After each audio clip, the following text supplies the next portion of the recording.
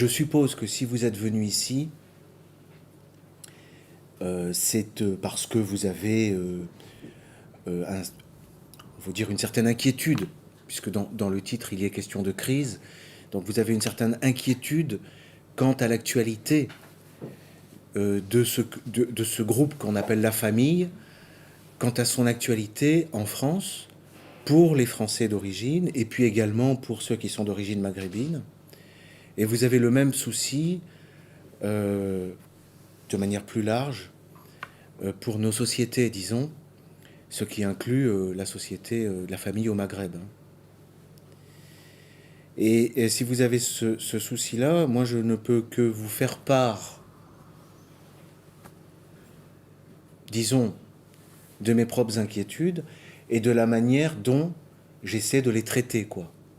Par, je dirais pas par la recherche, parce que c'est un mot qui ne veut plus rien dire, mais disons tout simplement par la méditation, je dirais pas la prière, mais au moins la méditation et l'étude, quoi, la lecture. Comment est-ce que j'ai fait ? J'ai toute une série de dossiers que je n'ai pas le temps de vraiment traiter à fond, qui traînent depuis des années. J'ai aussi des livres que je lis, mais j'ai pas non plus le temps. C'est de tout ça que je vais vous parler.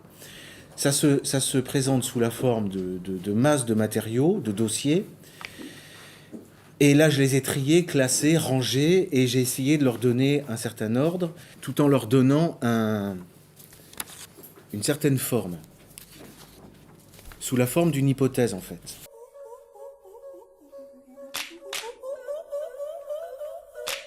Il y a quelque chose qui me hante, enfin qui me hante. Il y a quelque chose qui traîne dans l'actualité, mais aussi dans les livres. Il est toujours question de la structure. Mais on met rarement ça vraiment en lumière directement. La différence de structure entre la structure de la famille dans les sociétés maghrébines et la structure de la famille dans la société chrétienne, disons européenne, occidentale. Alors, c'est tout de suite très difficile de donner des mots quand on essaye de se mettre d'accord. On peut dire qu'il y a une opposition entre l'Orient, qui inclut même des chrétiens, les chrétiens orthodoxes, les juifs, les musulmans sunnites, et l'Occident chrétien avec son histoire, quoi. C'est de cette différence de structure que je voudrais surtout parler. Je vais partir d'un cas qui m'est arrivé. J'avais un client, c'était une cliente, qui était turque. Alors, elle n'est pas maghrébine, mais on retrouve les mêmes choses dans le même... Et elle vient me voir parce qu'elle a un problème avec son mari. Et je vois au dossier qu'elle a le même nom que son mari. Et je lui dis, mais tiens, c'est par hasard, vous avez le même nom. Elle me dit, oui, c'est mon cousin. Je lui dis, mais c'est votre cousin par... C'est-à-dire, elle dit, c'est le fils de votre oncle paternel. C'est-à-dire que votre père, il a un frère qui a eu un fils et vous êtes marié avec lui. Elle me dit, oui, c'est normal. Je lui dis, mais ça, pour les Occidentaux, c'est quelque chose qui n'est pas possible, quoi. On appelle ça, nous, de l'inceste. On appelle ça de l'inceste. Et elle me dit, mais nous, on fait ça parce que quand on a des femmes dans la famille, pourquoi est-ce qu'on les donnerait à d'autres ? On garde les femmes pour nous. Bon, c'est la réponse qu'elle me fait. Alors, je voudrais tout de suite, parce que c'est là l'aspect non magistral, mais plutôt atelier ou laboratoire, si vous voulez, je ne sais pas quel mot employer, je voudrais tout de suite entrer dans un schéma qu'on va retrouver à chaque fois. Et du point de vue de la méthode, alors, ce serait absolument pas pertinent dans une conférence, là ça irait trop loin, de rentrer dans la réflexion et l'étude minutieuse de ce dont je vais parler, mais je veux simplement entrer en matière, voilà, c'est ça, entrer en matière. Quand on est confronté à toutes ces questions, nous juristes, enfin, nous opérons de manière casuistique, c'est-à-dire que nous essayons d'analyser avec la précision requise ce à quoi nous avons affaire. Et les anthropologues font de la même façon. Alors là, cette dame, moi, pendant qu'elle me parle, je fais un schéma. Alors, je la représente comme une femme, comme ça. Je fais le lien avec son père, que je représente comme ça. Donc, vous voyez, ça, c'est comme ça que je symbolise la relation de filiation. Déjà, ça, c'est déjà une base. Et je vois que son père, il a un frère, donc ils sont issus du même père, et ce frère, il a donc eu un fils, voilà, qui est donc le mari de ma cliente. Vous voyez? De sorte que ils se sont mariés et ils ont eu des enfants, notamment un fils, deux fils, enfin, que je connais aussi par ailleurs pour d'autres dossiers. C'est-à-dire, nous avons une situation présente aujourd'hui. À chaque problème revient son découpage historique. Il ne faut pas se laisser enfermer par nos découpages, par exemple le Moyen-Âge, l'Antiquité, les choses comme ça. Bon. En ce qui concerne la famille, la structure de la famille, on a affaire à des choses, à des règles qui sont à la fois fragiles et souples, c'est-à-dire qu'elles peuvent changer rapidement, mais en même temps, elles peuvent rester stables sur de très très longues durées et avoir de l'influence sur le très long temps. Bon. Autrement dit, il peut y avoir des catastrophes qui se produisent en quelques années, c'est ce qu'on appelle une révolution. Alors là aussi, je fais une petite parenthèse, excusez-moi, j'aime bien les digressions, mais ça me permet de jongler avec les choses. Quand je dis crise occidentale de la famille aussi au Maghreb, c'est que on ne peut pas ignorer que ce qui est devenu le modèle occidental, bon, qui a évolué et qui a pris des formes qui sont celles, j'en ai parlé tout à l'heure, de l'égalité absolue des sexes, jusqu'au point où on voudrait que les gens puissent à la fois choisir leur sexe et même ne pas choisir, être neutre, avec toute une organisation familiale qui est forcément complètement disloquée à cause de ça. Vous verrez quand je parlerai des structures pourquoi. Ce qu'on appelle maintenant le modèle occidental s'impose par la force des armes, hein, c'est-à-dire par des bombardements, par des embargos, par des pressions au niveau de l'éducation, s'impose sur le monde entier. Bon. Et il y a justement en ce moment au Maghreb, que ce soit avec la réforme du Code de la famille depuis le Maroc jusqu'à l'Égypte, mais ça comprend tout le monde arabe, une occidentalisation, c'est-à-dire qu'il y a une tentative de lutter contre le modèle musulman de la famille. Hein, d'accord? Enfin, je sais pas, j'invente pas l'eau chaude, là. On est d'accord, quand même. Bon. Mais j'ai besoin de réarticuler des choses qui sont des évidences. Hein. On nous présente ça, par exemple, comme une lutte contre le voile, par exemple. D'accord? Sous l'aspect de la lutte contre le voile, c'est de ça qu'il est question. Donc il faut, sur ces questions-là, raisonner en termes de millénaires. Ça se joue sur des millénaires. 1000 ans, quoi. Au moins. Alors j'ai l'impression que c'est plus facile pour nous de raisonner en termes de millénaires parce qu'on est précisément en 2018.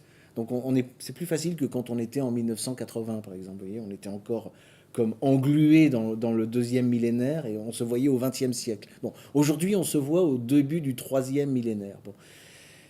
Il faut raisonner sur ces temps-là parce que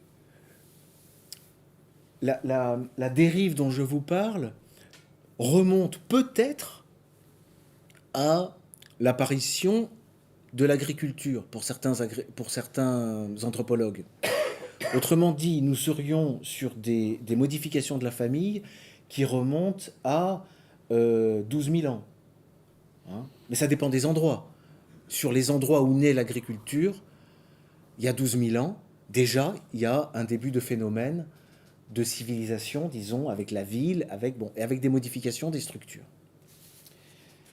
Et puis ça continue jusqu'à aujourd'hui. Et pour les Indiens d'Amazonie, ça vient de se produire. Et les anthropologues récents vivants, comme Clastres, ont pu voir les modifications. Ou Godelier, par exemple, a pu décrire les modifications en Océanie sur les tribus. Il a pu voir encore les dernières structures vivantes et puis observer leurs modifications. Ces modifications-là se seraient produites pour les sociétés sémitiques, surtout, depuis bien 10 000 ans. Bon.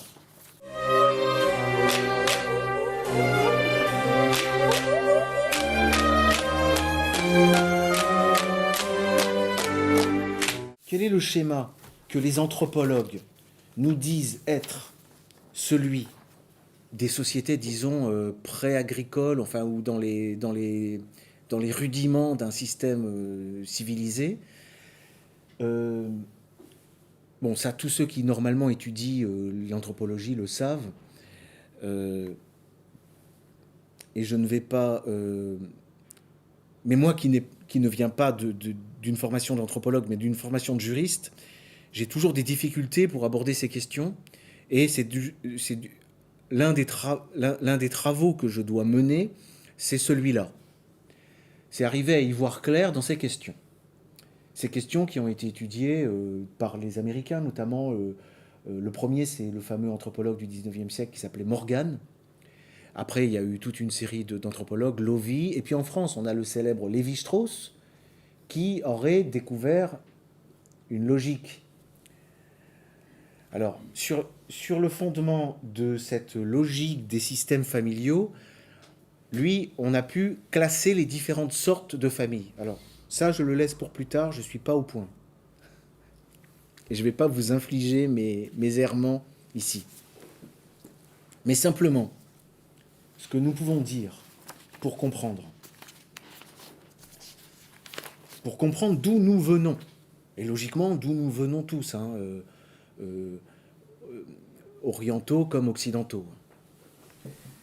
Dans un système traditionnel, au sens, non, un système archaïque, disons, dans un système archaïque. Alors je laisse de côté le point de vue matrilinéaire. Je le fais facilement, mais pour certaines personnes, ce serait un scandale, parce que longtemps, les anthropologues ont cru, et certains le pensent encore, qu'à l'origine, le système était matriarcal et matrilinéaire. Mais bon, j'ai du mal à y croire, je laisse ça de côté. Partons sur l'option patrilinéaire. Dans toute société archaïque, patrilinéaire, patriarcale, il est clair que toutes ces personnes, par les hommes, appartiennent, comme on l'avait dit et comme ça a été repris par Freud aussi dans son Totem et Tabou, appartiennent au même totem. Elles portent le même nom. Et par conséquent, il y a inceste de manière généralisée avec pour cet homme-là, avec toutes les femmes qui descendent par les hommes. C'est-à-dire qu'il faut se représenter la famille archaïque comme une sorte de vaste arbre constitué, disons, uniquement des hommes. Dès qu'une femme apparaît, il y a inceste, on ne peut pas y toucher. Par contre, elle va donc se marier avec un autre groupe, et après, ça ne nous regarde plus. Elle va avoir des enfants dans d'autres groupes. Et évidemment qu'on va pouvoir se marier avec les enfants de l'autre groupe. Vous comprenez? Donc on ne tient pas compte de la filiation qui va entre cette femme et ses enfants. Ça, c'est le système vraiment patriarcal. D'accord? Il faut raisonner en termes de groupe. On appartient au groupe de notre père. C'est ça le patriarcat. Bon, on est dans le groupe de notre père. On porte son nom, on a son totem, on a ses armes, on a sa tradition, sa religion, ses ambitions politiques. On a d'ailleurs les devoirs de vengeance. On a la solidarité à l'intérieur de ce groupe. Ça, c'est à peu près généralisé, je crois. D'après ce que j'ai lu et compris, c'est généralisé au départ. Bien. Et interdiction de toucher aux femmes du groupe. Aux femmes du groupe, c'est-à-dire aux femmes qui sont nées du groupe, qui sont nées par des mères qui étaient dans le groupe, ou bien même aux femmes du groupe, c'est-à-dire la seule à laquelle on peut toucher, en fait, c'est notre propre femme. Parce que sinon, soit c'est des filles de notre père ou de nos oncles, etc., soit c'est des femmes de nos frères ou de nos oncles. On ne peut pas y toucher non plus. Ça, c'est le schéma général, le principe. Hein. Bon. Donc là, inceste, comme ça, généralisé à tous les degrés, que ce soit même si c'est au 12e degré, si c'est l'arrière-petit-fils qui a eu une fille, elle ne pourra pas se marier avec l'arrière-petit-fils parce qu'ils portent le même nom. Bon. Mais on peut se marier avec d'autres groupes. Alors, c'est là que c'est le passage un peu complexe pour moi, hein, mais je crois pour beaucoup de gens.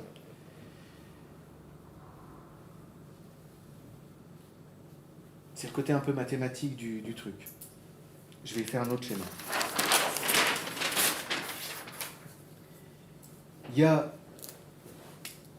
a un phénomène, je vais tenter de... J'espère que je ne vais pas être trop obscur. Donc, on a un homme qui a eu une fille, et il va la marier avec... Il va la donner à marier avec le fils d'un homme d'un autre clan. Hein. Ce qui se passe, c'est que les enfants qui naîtront seront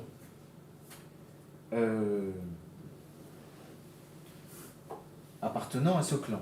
Bon. Mettons qu'il naisse une fille, ou on va mettre un fils. Il naisse une fille et un fils.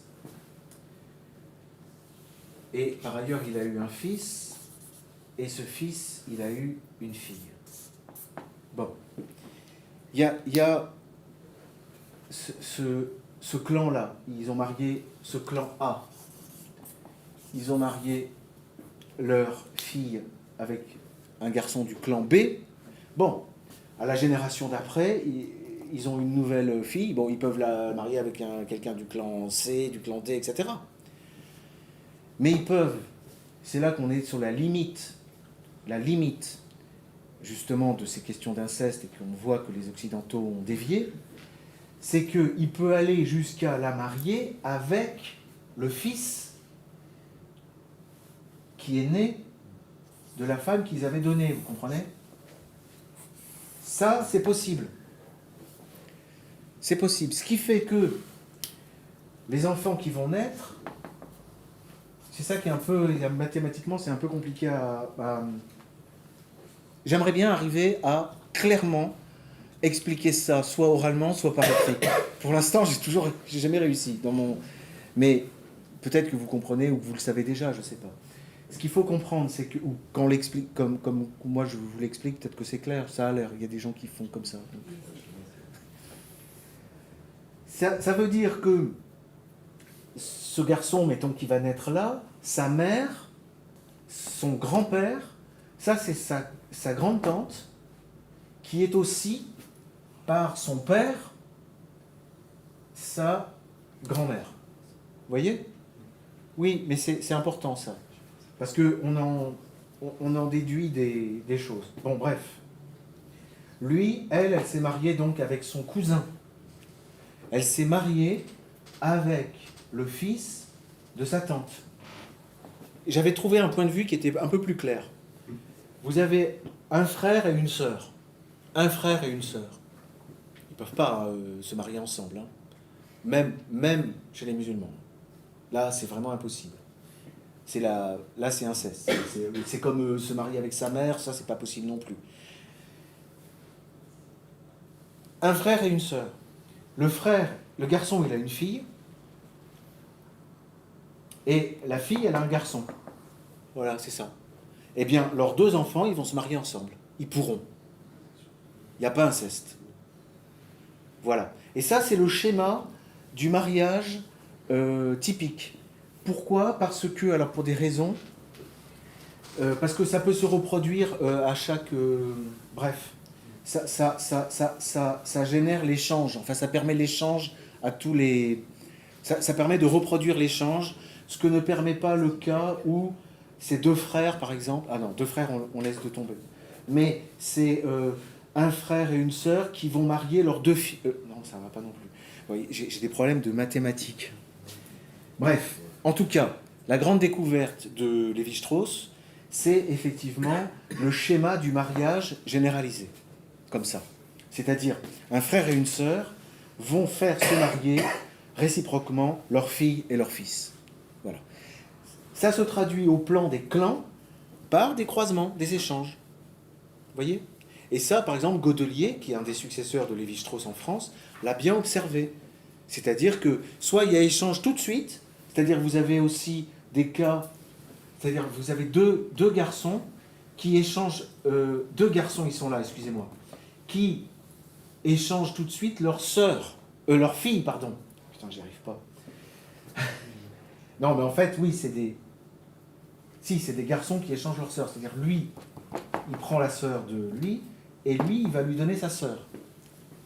Ou alors c'est différé. C'est-à-dire que là, il a donné sa sœur, et bien après, donc lui, il a pris la fille, et la génération d'après, il redonne ça, non, ça va pas. Bon, enfin, vous m'avez compris. Vous avez surtout compris que c'était un peu compliqué. Mais ce qu'il faut retenir de ça,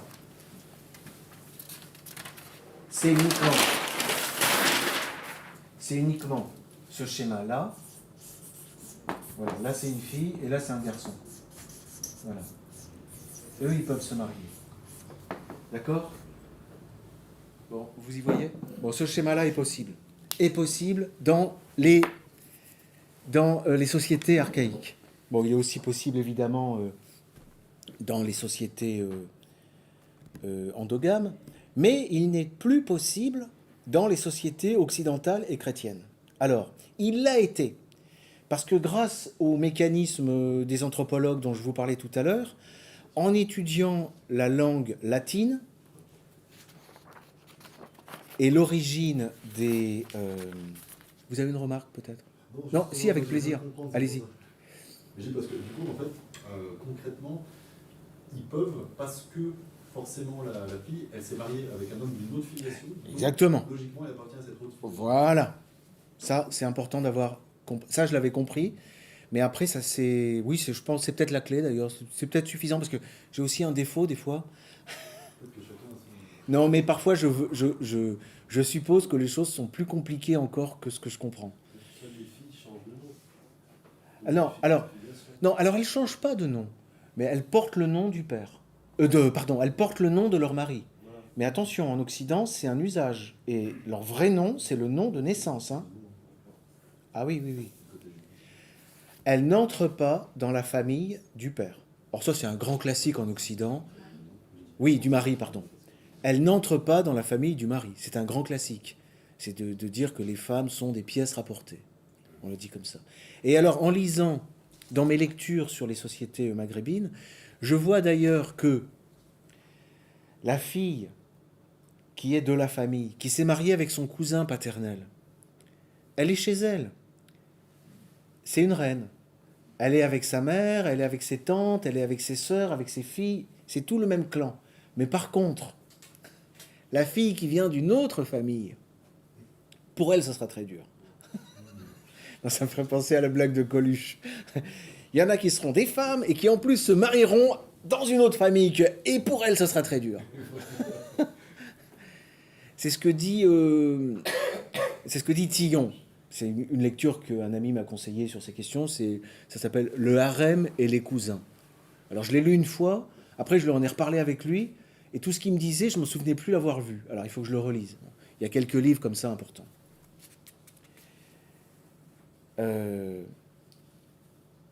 Donc il y a ça.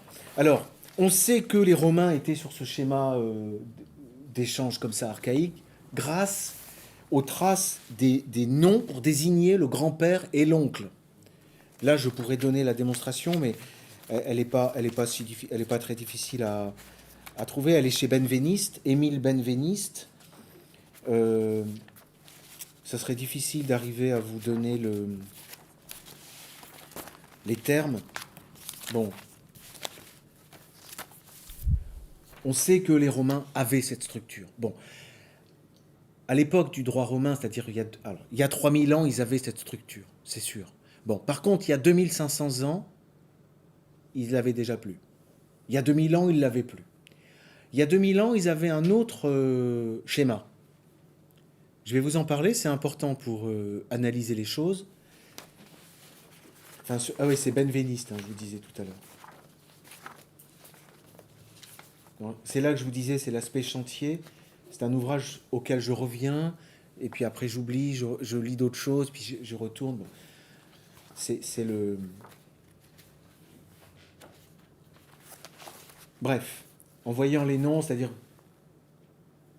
On a vu tout à l'heure que avec les systèmes d'échange, il y a des personnes qui sont à la fois d'un côté le grand-oncle et d'un autre côté le grand-père. Vous vous souvenez? Et comme par hasard, il y a des mots qui permettent de voir que c'est le même mot pour désigner les deux. Ce qui permet de comprendre qu'on est dans des sociétés qui fonctionnaient comme ça. Bon. Et par ailleurs, il y a des mots différents pour désigner. Ça, c'est très important. C'est très important. Très important. Il y a des mots pour distinguer parmi les cousins ceux avec qui on pourra se marier et ceux avec qui on ne pourra pas se marier. Les cousins avec qui on ne pourra pas se marier s'appellent des frères et sœurs, portent le même nom. Alors que ceux avec qui on pourra se marier s'appellent des cousins. D'accord? Donc c'est comme ça, en étudiant les termes, qu'on arrive à retrouver... et on a ça chez les Romains, précisément. Alors, au stade historique, il y a 2000 ans, il y a 2500 ans, dans le droit romain, qu'est-ce qu'on trouve dans le droit romain? On trouve une distinction plus brutale, mais on est déjà dans l'histoire de l'Occident, l'histoire de la société occidentale. Chez les Romains, on a une différence entre la parenté cognatique et la parenté agnatique. Alors en fait, c'est très simple. La parenté cognatique, c'est tous les parents. Enfin, tous ceux avec lesquels on a un lien de filiation. Indistinctement. Par les hommes ou par les femmes. D'accord? Par les hommes ou par les femmes. Ça, c'est important pour comprendre la suite.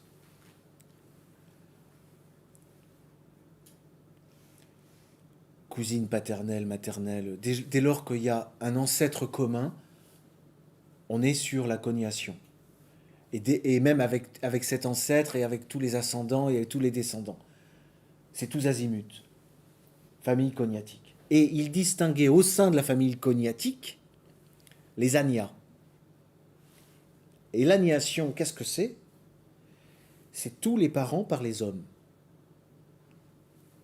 Donc c'est cette fameuse famille, au sens ancien, famille et clan, c'est synonyme. C'est la même chose. La famille, c'est une branche du clan. Voilà. Mais encore, même cette conception, historiquement, elle est pas établie absolument, ce que je vous dis là. On le trouve chez Gaius. Et il y a plusieurs conceptions. Il y en a certains qui comprennent agnation comme désignant les parents par les femmes. Non, par les parents par les hommes. Et cognation comme ne désignant que les parents par les femmes. Vous voyez? C'est-à-dire qu'on aurait l'agnation, c'est le clan, ok, la famille patriarcale. Et tous les autres parents, c'est la cognation. C'est aussi une façon de voir.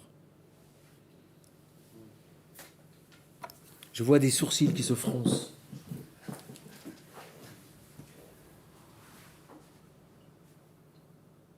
Selon moi, et selon aussi Yann Thomas, quand un latin parle de cognation, il parle de tous les parents. Et au sein des parents, il fait un compartiment pour l'agnation. D'accord? L'agnation.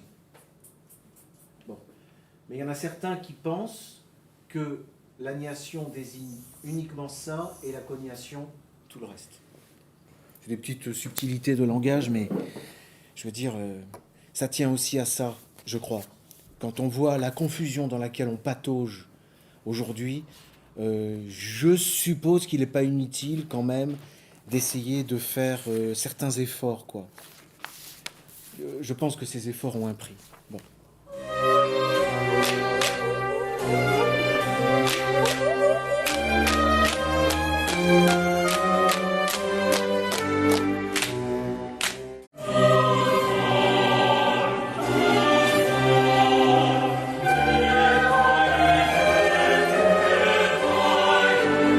Il faut que j'arrive à vous parler donc de ce qui s'est passé, cette révolution chrétienne.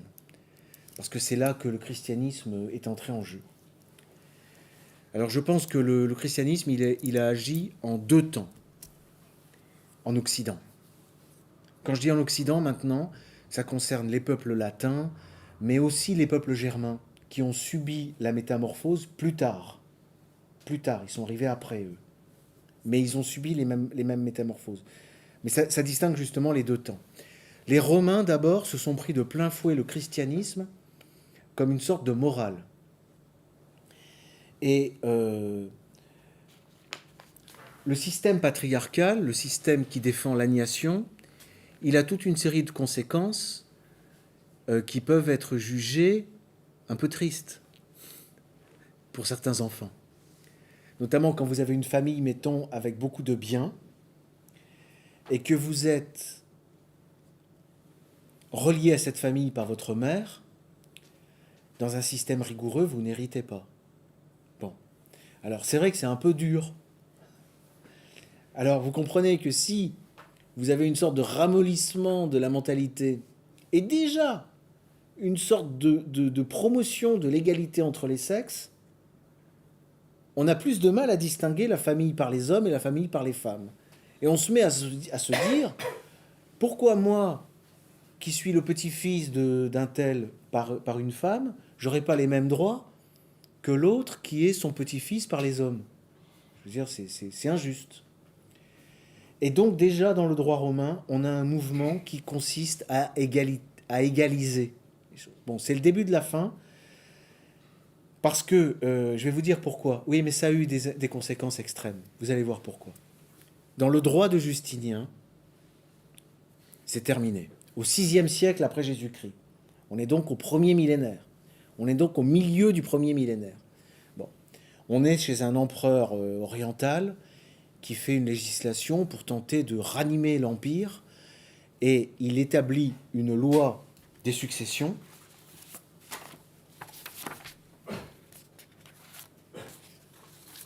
Elle se trouve facilement, cette loi. On la trouve dans les instituts de l'empereur Justinien. L'ancienne jurisprudence favorisait davantage les enfants descendant par mâle. C'est pourquoi elle n'admettait à la succession des parents que les petits-enfants qui descendaient par les mâles. Et elle les préférait aux autres, par la raison qu'ils étaient agnas. Voilà. Et les autres étaient des cognas. Elle ne les appelait pas à la succession. Je me faisais une aparté, et je me permets, pardon, je me disais, ça nous renvoie au droit salien également, et à la guerre de 100 ans, quoi, clairement. Oui. Sauf erreur. Oui, mais c'est après. Oui, c'est après. Oui, sixième, oui. Mais normalement, moi, le but de ce que je vous expose, c'est de vous donner une sorte de sel, enfin de structure un peu de base, mais qui normalement, effectivement, ont des conséquences sur plein de choses, hein. Certaines que j'ai pas vues d'ailleurs, sans doute. Bon, regardez ce qu'il dit, Justinien, au VIe siècle après Jésus-Christ. Les empereurs ont cru devoir corriger une jurisprudence si injurieuse à la nature. Vous imaginez ? Si injurieuse à la nature. Alors là, il y a déjà l'influence du christianisme, hein, pour arriver à ça. Regardez. Et comme ceux qui descendent par mâle et ceux qui descendent par les femmes portent également le nom de petits-enfants et d'arrière-petits-enfants, ils ont cru devoir placer les uns et les autres dans un même degré et dans un même ordre de succession. Voilà. Donc ça, c'est un exemple parmi les règles de succession où c'est fini. D'accord ? Donc là, il n'y a plus de limite. Alors, du point de vue du droit, c'est un chambardement énorme. Il faut garder ça en mémoire. Il faut garder ça en mémoire pour faire le lien après avec ce qui va arriver en Orient par rapport aux droits des filles dans l'islam et aussi aux droits des filles qu'on donne dans la Bible des Juifs, la Torah.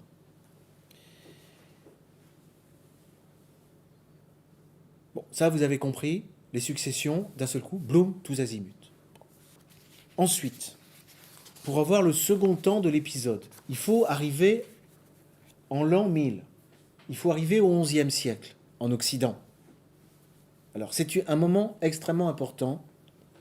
C'est le moment où l'Église, l'Église chrétienne,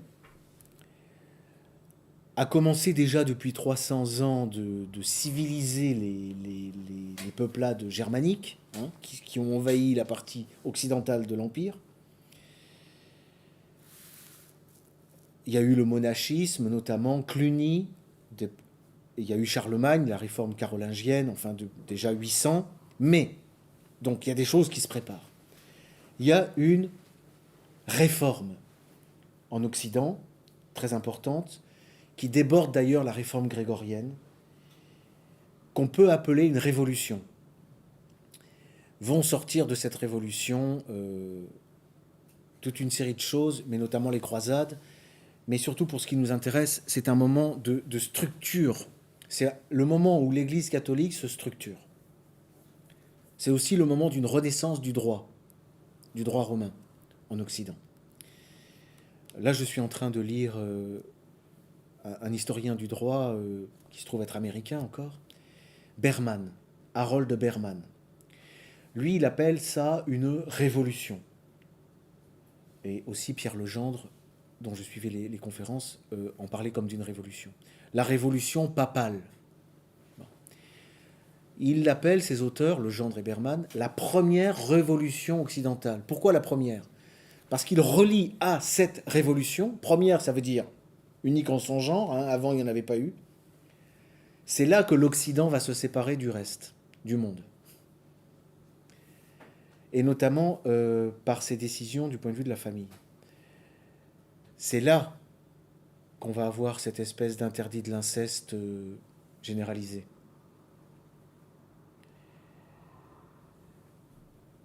Révolution papale première parce qu'elle aurait été ensuite suivie justement de la réforme protestante, luthérienne d'abord, calviniste ensuite, et dans le même mouvement, on peut inclure la révolution américaine, la révolution anglaise, pardon, d'abord, puis les révolutions américaines et françaises, et finalement russes. Voilà. Quand je vous parlais tout à l'heure de période en histoire et de périodisation, c'est qu'à chaque problème, il faut donner son cadre. Il semblerait que là, nous ayons un cadre historique. 1000 ans. 1000 ans d'histoire. 1000 ans d'histoire, ça veut dire quoi ? Ça veut dire 1000 ans, c'est notre... Sur ces 1000 ans. Si nous remontons 1000 ans en arrière en Occident, nous sommes toujours dans notre présent. C'est comme ça que je le comprends. C'est comme ça qu'il faut comprendre que l'histoire n'est pas l'histoire du passé. L'histoire est toujours l'histoire du présent. C'est-à-dire que quand nous étudions des textes d'il y a 1000 ans, nous essayons de comprendre des textes qui nous touchent aujourd'hui. Comprenez ? Et nous faisons l'histoire de ce que nous vivons. Nous sommes toujours dans cette histoire. Voyez ? Bon. Alors peut-être que nous n'en avons conscience que parce que cette histoire est finie. Parce que beaucoup pensent aussi que l'Occident, c'est terminé. C'est mort. La parenthèse s'est refermée. Hein. Maintenant, c'est la liquidation des stocks, c'est tout. C'est terminé. Alors, d'ailleurs, je peux profiter de... Moi j'ai toujours raisonné comme ça, hein, chronologiquement. Hein. Vous voyez ? Je me souviens, c'était mon frère, quand j'étais jeune, j'élaborais tout ça. Il me disait, mais pourquoi la flèche, tu l'as fait descendre ? L'histoire progresse. J'avais déjà les idées mal tournées, vous voyez ça. La décadence. Bon, donc là, on est en 2018. Ça veut dire qu'on a ici, vous voyez, l'an 1000, c'est-à-dire le 11e siècle. Vous voyez, on est au 2e millénaire, nous sommes au 3e millénaire. Ça veut dire que notre présent commence au 2e millénaire. Voilà. Avec une révolution, ça veut dire avec des morts, avec des luttes, avec des batailles, avec des disputes, au sujet précisément, à l'époque, du mariage et du problème de l'inceste. C'est le moment qui n'a pas toujours existé, où l'Église, et ça c'était le grand scandale d'ailleurs pour les protestants, l'Église, c'est-à-dire la structure toute la structure hiérarchique administrative des évêques, du pape, des prêtres, avec l'organisation monarchique, on dit comme ça, va s'occuper du salut des âmes, etc., évidemment. Mais au nom du salut, qu'elle va se mettre d'ailleurs à préciser et à articuler de manière très rigoureuse, hein, avec toute une administration pour administrer précisément le péché, enfin le bien et le mal, en fait, le salut. Le salut et la damnation, en fait, c'est ça. Hein, c'est l'époque où la pénitence est organisée, hein, avec les pénitentiels, etc. Mais elle va aller par ce biais-là, par le biais de l'organisation du salut, à se mêler du mariage. Et par le biais du mariage, elle va se mêler donc de la structure de la famille et donc des successions. Bien. Alors, il y a des disputes en l'an 1000 dont nous fait part un auteur très important pour cette époque qui nous laisse un texte qui est de 1046. Et je vais vous le lire. Ça nous fait une petite récréation et puis en même temps, ça nous transporte dans notre présent parce que, comme disait Saint Cyprien, qui est un père de l'Église, lui, du 1er millénaire, il écrivait, il disait « Cette lettre que l'on vous lira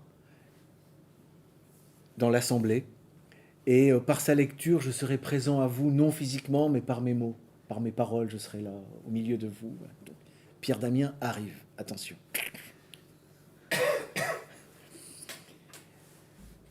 Oui, alors, bon, il a dit à l'adresse, hein, mais c'est à vous qu'il s'adresse, vous avez compris. Au révérendissime dans le Christ Jean, évêque de Cézanne, en fait, il parle à un évêque, et Émeric, archidiacre de Ravenne, ville d'Italie, Pierre, c'est lui, hein, moine pêcheur, c'est génial comme mot, moine pêcheur. Bonjour, moine pêcheur. La déférence du digne service. Comme vous le savez, je me suis récemment rendu à Ravenne, que j'ai bientôt trouvée chancelante, troublée par le souci que causait une dangereuse erreur. On discutait à perdre haleine des degrés de parenté.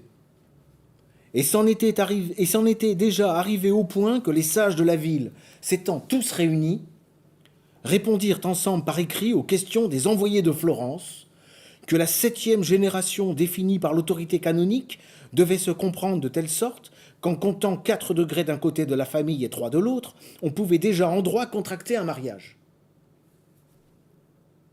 Après, c'est parti. Pour confirmer aussi l'absurdité de cette affirmation ridicule, ils avançaient comme témoignage cet extrait des Instituts de Justinien. Je vous renvoie à la lecture de la lettre de Pierre Damien. Elle a été publiée dans les leçons de Pierre Legendre, traduite, avec bilingue, version bilingue.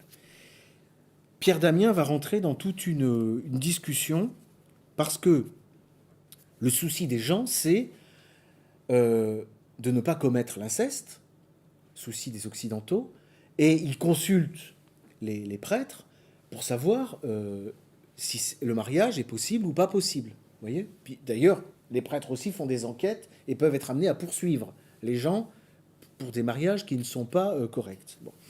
Et on a une dispute qui va avoir beaucoup d'importance sur le destin de l'Occident. Et ça, Jacques Goudy, dont je vous parlais tout à l'heure, dit que c'est central pour l'organisation politique et sociale de l'Occident. C'est que les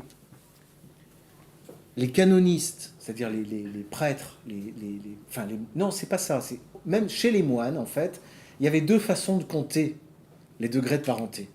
Il y avait la façon romaine, ceux qui se fiaient à Justinien, dont je vous ai fait la lecture tout à l'heure, et ceux qui se fiaient à la Torah, la façon dont c'est compté dans la Torah.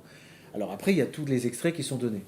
Et Pierre Damien, il dit, dans la Torah, on nous dit, alors je ne sais plus exactement la succession, mais par exemple, si on part de Adam, c'est Caïn, après, je ne sais plus par cœur. Hein? Non, mais le petit-fils, il s'appelle comment? C'est Seth?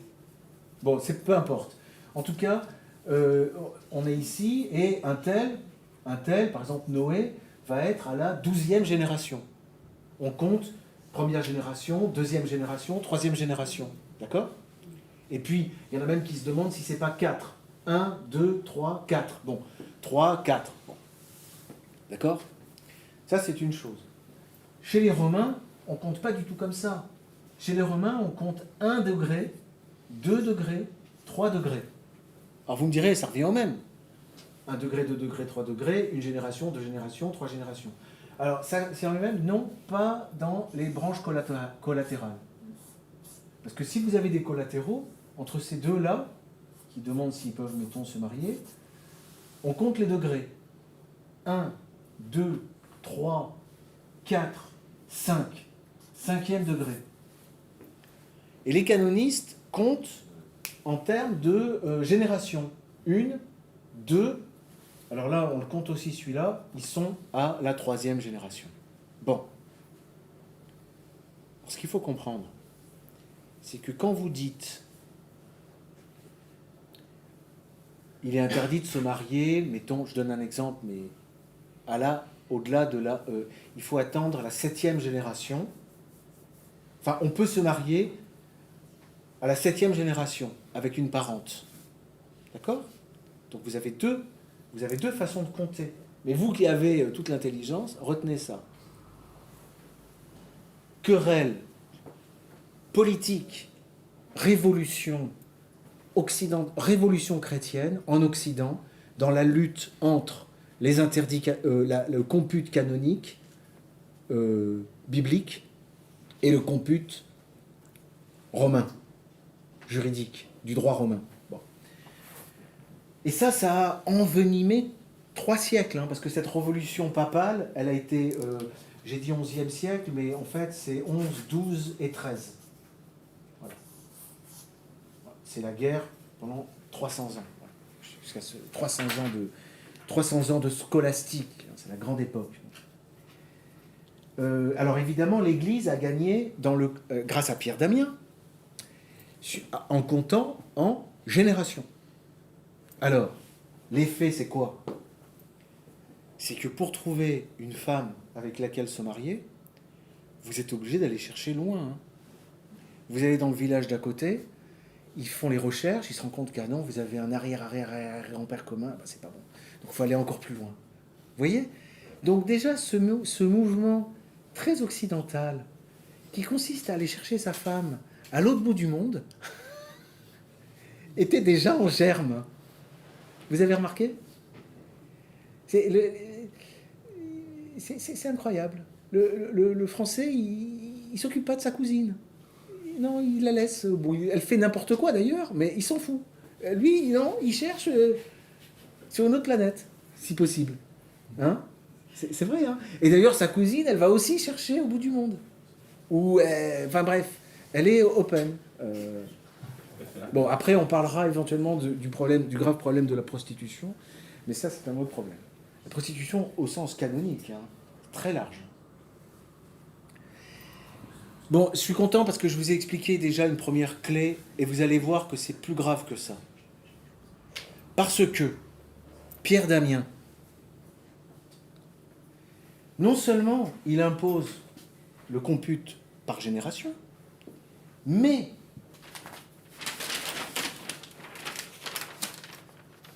il va masquer complètement. Alors, est-ce que c'est par erreur ou est-ce que c'est volontaire? Je ne sais pas.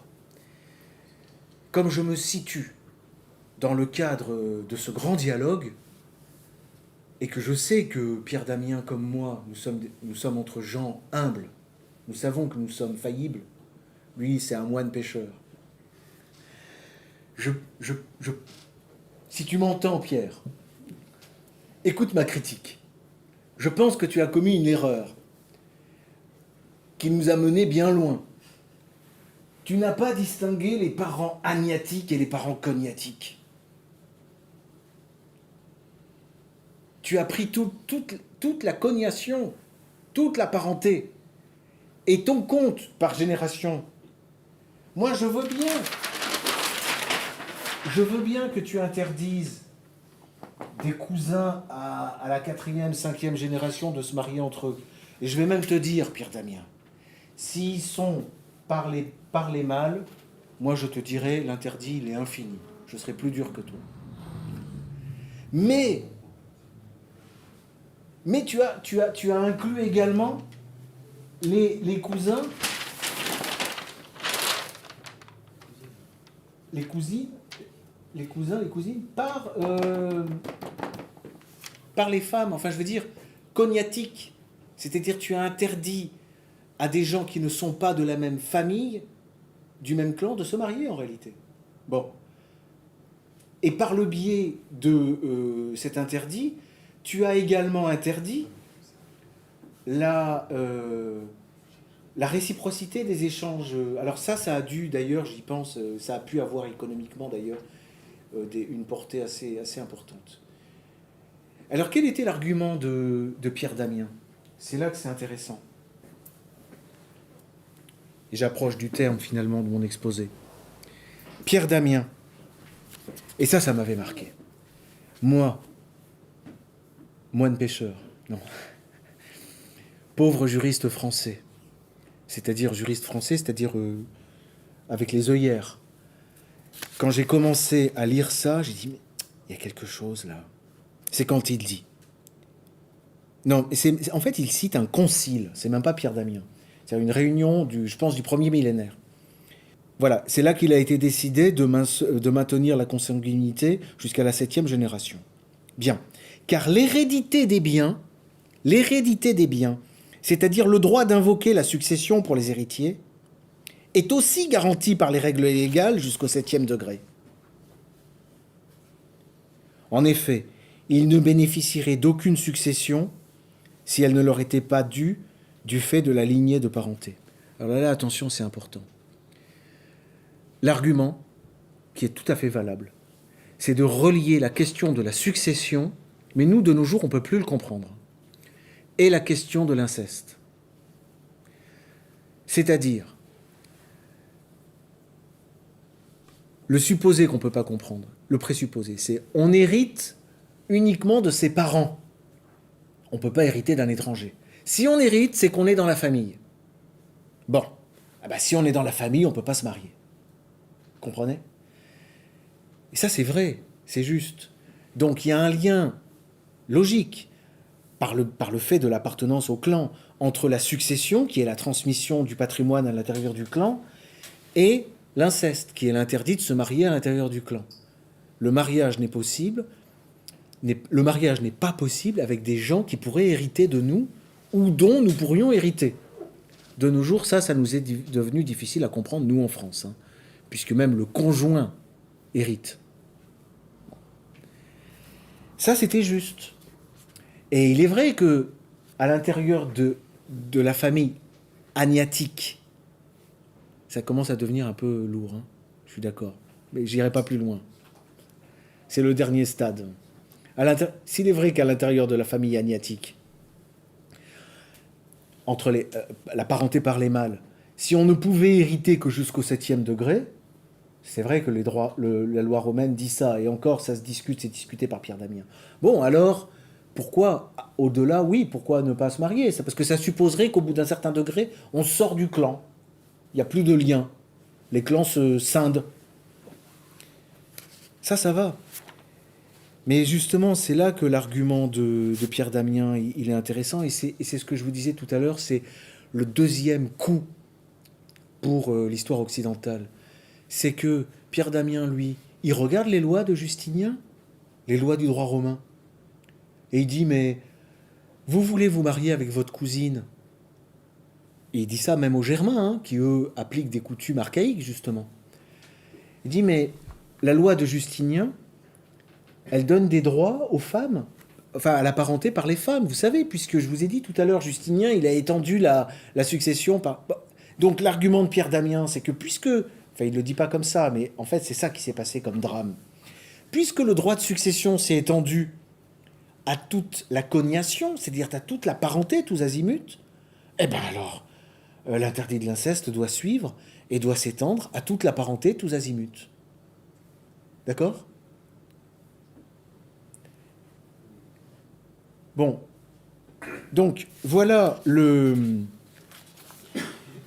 ce qui s'est passé, en fait, en Occident, et qui a eu surtout pour effet de disloquer les clans, en réalité de disloquer complètement les familles.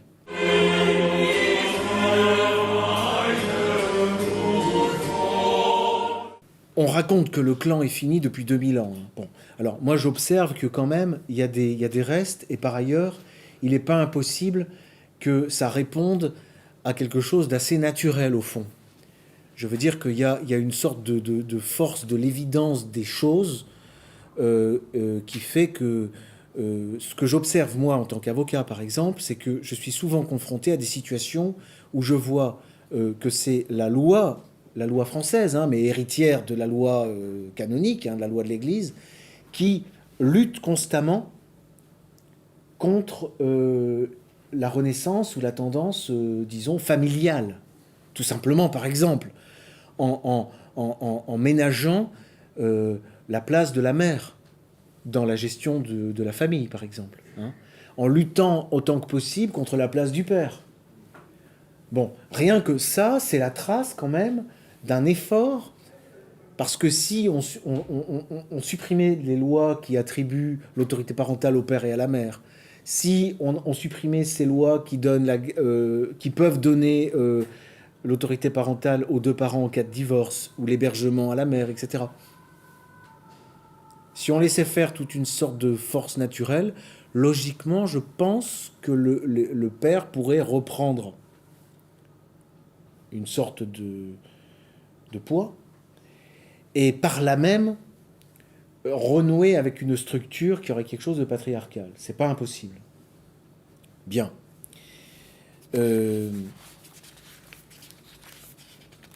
Mais ça, même cette révolution, là je suis d'accord pour parler de révolution, cette révolution qui a quelque chose d'anarchique, elle a des effets effectivement anarchiques, puisqu'elle dissout les familles, encore une fois, elle crée donc un certain individualisme, et on en est là. Bon, écoutez, l'air de rien, avec toutes les difficultés qui sont les miennes, et dont je prie l'assistance de pardonner, mais et avec le caractère peu magistral de mon exposé, j'ai quand même réussi à vous communiquer ces quelques clés techniques qui sont à mon avis les armes dont nous avons besoin. Nous avons besoin d'une armée de juristes. Les Kalachnikov ne changeront rien à la situation. Je le crains.